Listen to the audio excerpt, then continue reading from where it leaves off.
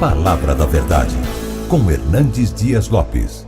Que coisa boa é partilhar com você a preciosa, inspirada, inerrante, infalível, suficiente Palavra de Deus.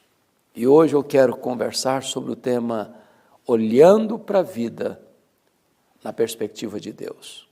Vamos basear esta mensagem em Filipenses 1:12. Vamos ouvir a leitura desse texto. Quero ainda, irmãos, cientificar-vos de que as coisas que me aconteceram têm antes contribuído para o progresso do Evangelho. Às vezes nós olhamos para a vida numa perspectiva enviesada, que distorce o foco e nós corremos o risco de pegar uma trilha errada, de tomar decisões erradas, de falar de forma errada, de agir de forma errada, de reagir de forma errada. Às vezes nós vivemos a vida seguindo a opinião dos outros. E o vento bate para lá, a gente vai para lá, o vento bate para cá, a gente vai para cá. E ficamos confusos, perdidos, no cipoal das opiniões. Ou, às vezes, as pessoas vivem a vida pautados por uma ideologia, seja ela qual for.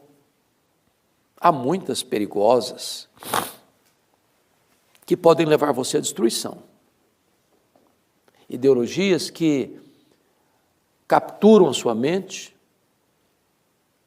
endurecem o seu coração e colocam os seus pés na estrada escorregadia do desastre, do opróbrio e da morte. Hoje eu quero conversar com você sobre olhar para a vida na perspectiva de Deus. E quero trazer à sua memória esclarecida o exemplo do apóstolo Paulo.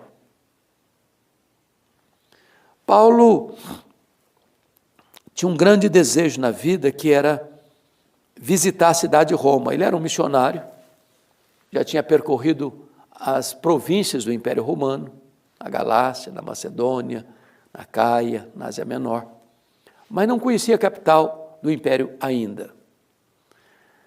Já existia uma igreja lá, que não foi ele o plantador. E ele tinha o propósito de visitar aquela igreja, de passar um tempo com aquela igreja, de compartilhar a palavra de Deus com aquela igreja, e ser enviado por aquela igreja à Espanha, que era o último limite do mundo ocidental da época. Ele queria marcar aquela região longínqua com o evangelho da graça de Cristo. Só que o plano dele era ir, e foi, mas não como planejou. Na verdade, ele chega em Roma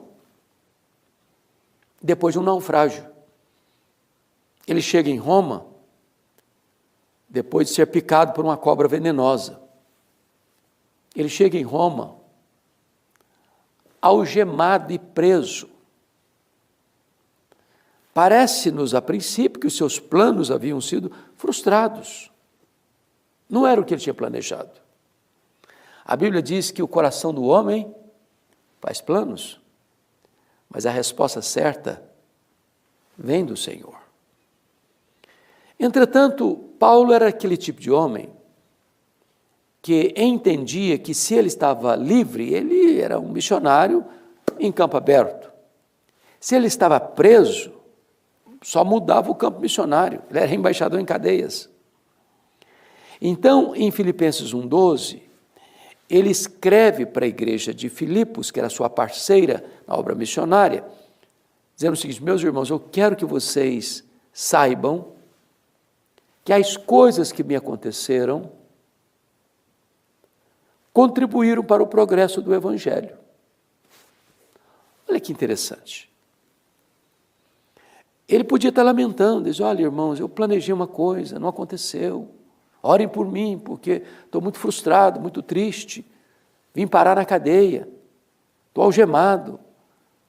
Meus planos viraram água, ruíram, caíram por terra. Não. Ele olha para a vida na perspectiva da soberania de Deus, porque ele entende que não tem acaso, não tem sorte, não tem azar, não tem determinismo, não tem misticismo, não tem qualquer fator externo que é o elemento determinante da sua vida, mas a mão de Deus, que dirige o seu destino.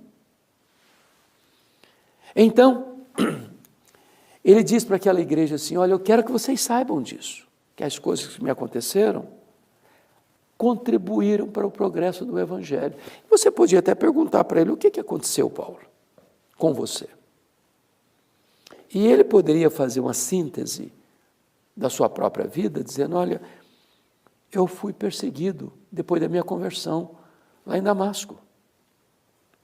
Quando eu cheguei em Jerusalém, eu fui rejeitado. Me levaram de volta para a minha cidade natal, a cidade de Tarso, e eu fiquei mais de 10 anos esquecido lá. Quando eu fui para a primeira viagem missionária, eu fui apedrejado em Listra.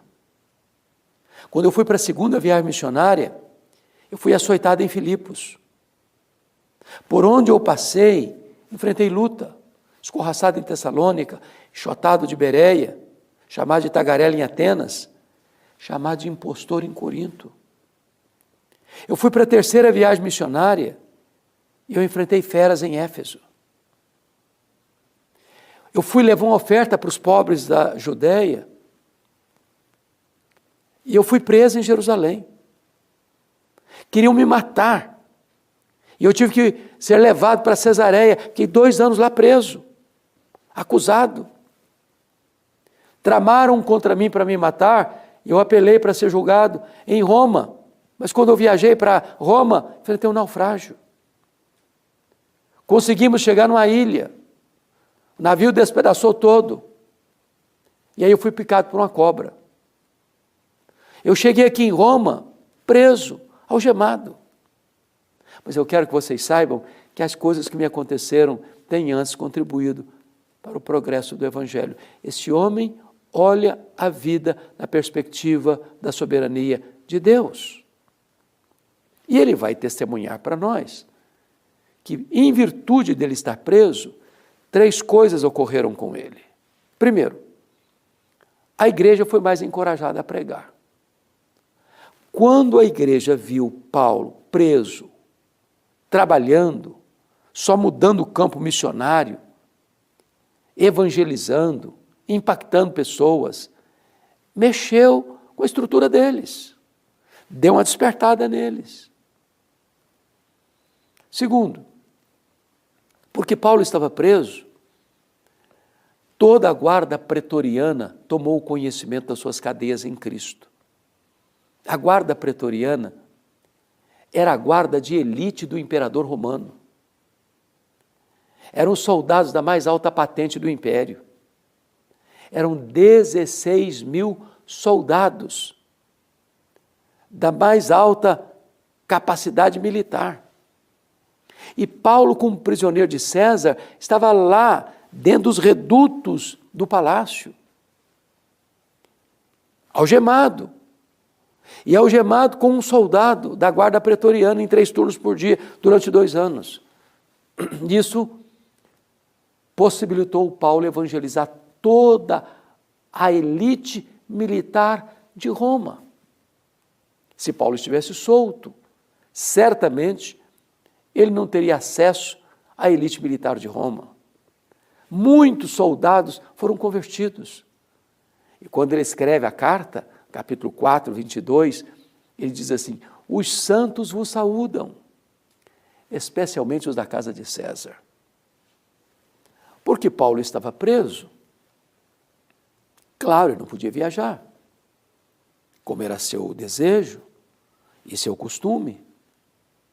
Visitar as igrejas, plantar novas igrejas. Então, já que ele não podia sair, ele começou a escrever cartas. As cartas da primeira prisão, Efésios, Filipenses, Colossenses, Filemon, verdadeiros tesouros, joias, que têm edificado a igreja ao longo dos séculos. Se Paulo estivesse solto, certamente ele não teria escrito essas cartas. Então, lição aprendida. Tem hora que você planeja uma coisa e não acontece. Tem hora que você espera algo e acontece o contrário. Mas às vezes você pensa que Deus perdeu o controle, a sua vida está à deriva. Não. Quando você pensa que a sua vida está de ponta cabeça, Deus pode estar escrevendo o capítulo mais importante da sua história. Olhe para a vida pelas lentes da providência e da soberania de Deus, para que estas circunstâncias, às vezes carrancudas e adversas, não roubem a sua alegria. Por saber que não tem acaso, é a mão de Deus que dirige o nosso destino. Para afirmar, como o próprio Paulo disse, sabemos que todas as coisas cooperam para o bem daqueles que amam a Deus, daqueles que são chamados segundo o seu propósito. Ou entender como Jó. Agora eu sei que tudo podes, e nenhum dos teus planos pode ser frustrado. Está na hora de você olhar para a vida na perspectiva de Deus. Eu vou orar com você. Deus, obrigado pela tua palavra, pelo testemunho do apóstolo Paulo. Aplica estas verdades, ó Deus, no coração das pessoas que agora nos assistem, pois oramos assim, em nome de Jesus. Amém.